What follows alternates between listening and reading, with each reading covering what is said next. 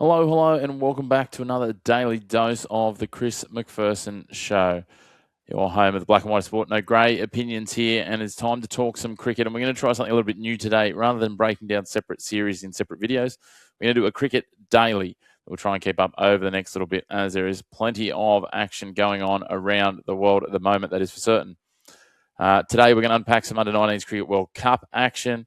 We're going to talk about the India and New Zealand T20 series, the Big Bash getting to the pointy end in Australia, and the Afghanistan and West Indies second T20, as well as looking ahead at the games to come in the next 24 hours or so. As part of that, of course, if you want to keep up to date with all the cricket, the tennis, and much, much more over your summer, make sure to hit subscribe, give a like to the video, get involved in the comments, and of course, hit the bell notification next to subscribe as well, so that way you will get notified each and every time we drop an episode or have a watch along.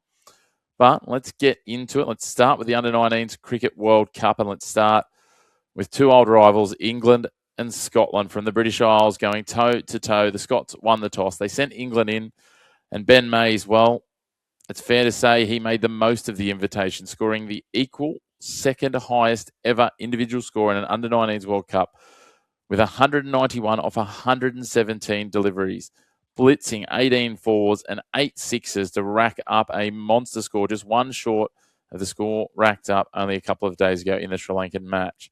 Most notably for England, Joseph Moores and Mays combined for a 188-run partnership of just 129 deliveries to have England 2 for 200 before the midpoint of the innings. That sets a fair platform, it's fair to say.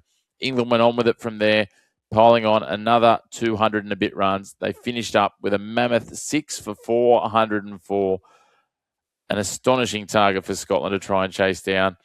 And realistically, Scotland never really got going. Despite seeing off the first 10 overs without losing a wicket, they were at a leisurely pace.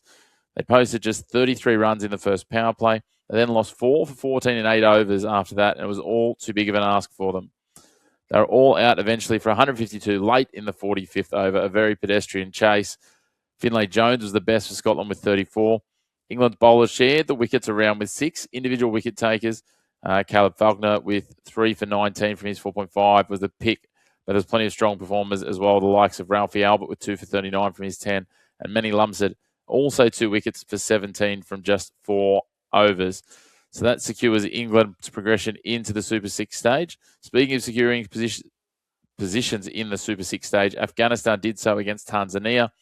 The competition debutants won the toss, and in an effort to avoid another long day in the field, they've spent a couple of those already, they elected to bat, but it was slow going as early wickets and initial retirement stifled their momentum, to the point where they were 3 for 31 after 15.3 overs. A big total was never really in the offing.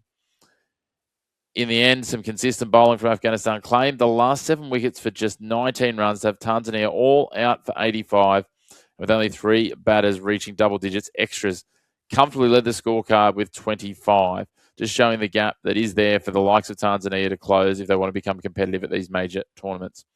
For the Afghans, opening bowler Nuristani Omarzai was the pick with a 5-wicket haul, claiming an astonishing 5 for 9 from 7 overs, including multiple maiden overs. A great display, setting it fairly conservative for Afghanistan to chase, and they did so fairly easily, chasing that down and making sure they secured another win to seal out a perfect group stage for them and see them through into the next sphere of the Super Sixes with a maximum 6 points that they carry forward. As we look ahead to the fixtures tonight, we've got Zimbabwe versus Pakistan. It is must-win for Zimbabwe. They've got a worse net run rate than Scotland at this stage, so they need a win or at least a close loss to progress on net run rate after the game between them and Scotland was washed out early in the tournament. Ireland and Japan, this one is winner takes all. The winner will proceed in third place from Group A into the Super Sixes, which will be momentous for either side. It will also certainly be more of a milestone, though, realistically, than much else, because you can't feel that they would offer too much deep competition in the Super Six stage, but you'd certainly project that Ireland should come out on top there. And finally, South Africa and the West Indies. This one is a positional battle about who takes more points forward into the Super Sixes. There's no such thing as a dead rubber at this point. Both will be disappointed with their losses to Afghanistan earlier in the tournament, and they will want to finish second and carry an extra 2 competition points through into the Super Sixes with some big ticket clashes against the likes of Sri Lanka and Australia in that Super 6 stage, meaning that this is going to be a huge group because you can have 5 possible semi-final teams going in there, you would suggest, as they all go toe-to-toe, and only 2 will emerge as semi-finalists. So there's going to be some really hotly contested matches in that Super 6 stage in this side of the draw. Well, it's time to move on from the Under-19 World Cup. Let's talk the India and New Zealand T20 series. You'll remember we had the one-day series, which New Zealand claimed 2-1 not that long ago. We now move into the T20 series, and India got the first one underway by putting on a show in Nagpur as Abhishek Sharma blitzed the New Zealand bowling attack, hitting 8 sixes and 5 fours to rack up 84 from just 35 deliveries. Add in a late cameo from Rinku Singh of 44 off 20 balls, and it was a mammoth total of 238 racked up by India in their 20 overs on a deck that clearly was tailored to the batters. Jacob Duffy, the pick of the New Zealand bowlers, keeping his bowling tight, was the only bowler to go for less than 10 and over in that big total. He went for 2 for 27 from his 4 overs after he started the match off with the ball. The Kiwi chase got off to a disastrous start as Devon Conway was caught behind for a second ball duck in the first over before Rachin Ravindra was out in the next over for just 1 run, leaving the Black Caps at 2 for 1 early and in disarray. Glenn Phillips endeavoured to lead the resurgence with a half-century before falling in the 14th over for 78 from 40 deliveries.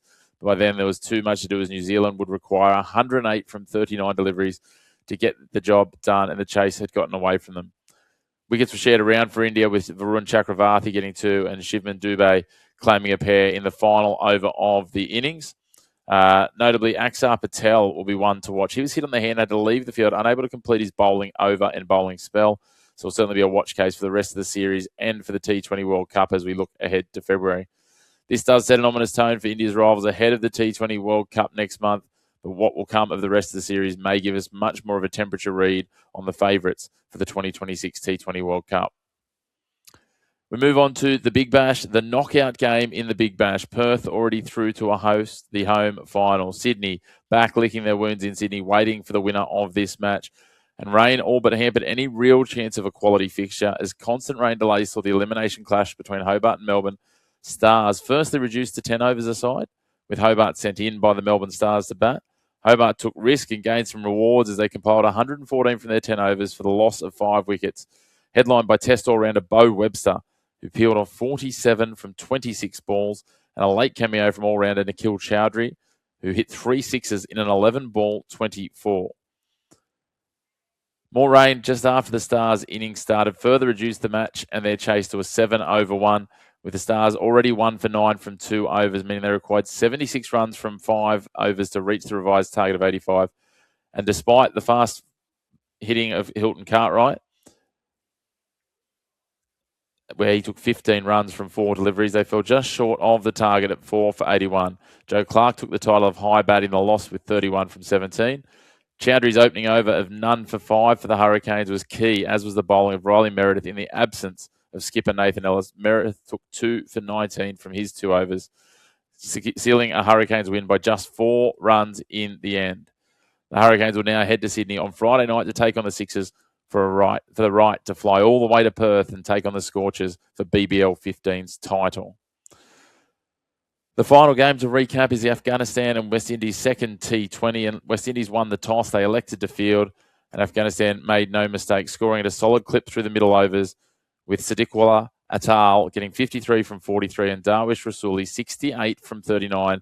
The 2 of those doing the heavy lifting in a third wicket partnership of 115 from 71 deliveries, which allowed Afghanistan to set a total of 4 for 189, a solid knock in Dubai, meaning the Windies needed more than 9 and over. There was some loose bowling from the Windies in the middle overs, which meant there was some heavy reliance on the likes of Matthew Ford, who got 2 for 25 from his 4, and Shamar Joseph, 1 for 35 from his 4, to execute more regularly. The West Indies were in the contest as a 50 from Brandon King and a 46 from Shimron Hetmeyer had them within target striking distance with a late flurry. They needed 83 from 40, but then consistent wickets throughout the tail saw the West Indies lose 7 for 44 in 33 deliveries to be all out for 150, well short of the required 190. Tight bowling from Afghanistan with Rashid Khan going for just 19 from his 4 overs. And Mujib-ur-Rahman, who was judged the man of the match, taking 4 for 21 from his 4 to be the chief destroyer. Afghanistan sending a serious warning sign to plenty of their opponents heading into the third fixture of the series and the World Cup not far away as they lead this series 2-0 and look to sweep the series tonight. That pushes us to the look ahead, and let's start with the first one-day between Sri Lanka and England in Colombo. Both sides have openly admitted that this is far from an ideal timing for a one-day series in the lead up to the T20 World Cup, but the congestion schedule doesn't allow for much more flexibility, and the commitment's been made for this series, so they will get underway. Sri Lanka will be without Dushmantha Chamira, who's being rested ahead of said World Cup. Both captains are under pressure here, with Harry Brook in the limelight after his New Zealand misbehaviour and a slight underperformance in the Ashes, while Charith Asalanka was sensationally stripped of the T20 captaincy late in 2025, and both will be keen to show their on-field value in this series. England's 11, speaking of the Ashes, will be very Ashes-esque, with only Joss Buttler in for the side in a change to that top 7 that England rolled out towards the back end of the Ashes, and a bowling attack with some players fresh off some T20 cricket to mix in there. We've had Sam Curran and Jamie Overton in the Big Bash, and they'll hit the ground running, while Liam Dawson has been over for a long spell in the ILT20 before Christmas, but didn't have a whole lot of luck there, taking just 1 wicket through his time in the ILT20. Sri Lanka will expect them to go spin heavy with Wanindu Hasaranga and Mahesh Thikshana leading the charge there, while Asitha Fernando will be the lead prong of any pace attack. Throw in their top order of Patham Nissanka, Camille Mishra and Kusal Mendes, and it should set the tone for Asalanka to start at number 5. He's been the most prolific run-scoring number 5 in one-day international since the turn of the decade, I should say, and has absolutely set the tone. He's been well clear of the next best and can be a key cog in this machine and potentially in Sri Lanka's T20 charge on home soil in the World Cup. However, if Adil Rashid can make some inroads, he's the sort of spin bowler that has troubled Sri Lankan top-order batsmen with aplomb previously. So if he can get into some inroads into that Sri Lankan top order, England could well come out on top at a spin-friendly Katarama wicket. And before we wrap, the third T20, closing out the Afghanistan-West Indies series in Dubai, will be back-to-back after last night's match. Afghanistan hold the upper hand with a 2-0 series lead, and some West Indians will seriously need to step up to stop the Afghan engine rolling on to a clean sweep of the series here.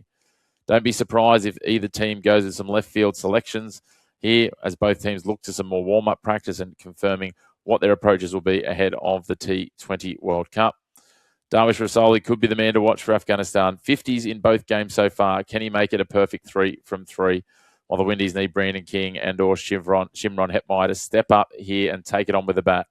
But more concerningly for the visitors ahead of the World Cup, their wicket-taking stocks. They've taken just 7 wickets in 2 matches so far, but have astonishingly lost 19 to the bowling attack of the Afghans. That's a balance that needs to be squared away, either in this game or in their upcoming series against South Africa as they lead towards this T20 World Cup. Well, big thanks for tuning in to Cricket Daily, the first of its kind, coming to you on the Chris McPherson Show. If you enjoyed it, make sure to hit like. If you love your cricket content and other sports, make sure to hit subscribe as well, as we try and push towards 750 subscribers before the end of the World Cup. And as always, just get involved in the comments. Let us know what your takeaways are. Let us know what you're looking forward to. And we look forward to keeping you up to date with your cricket again tomorrow on another Cricket Daily here on the Chris McPherson Show.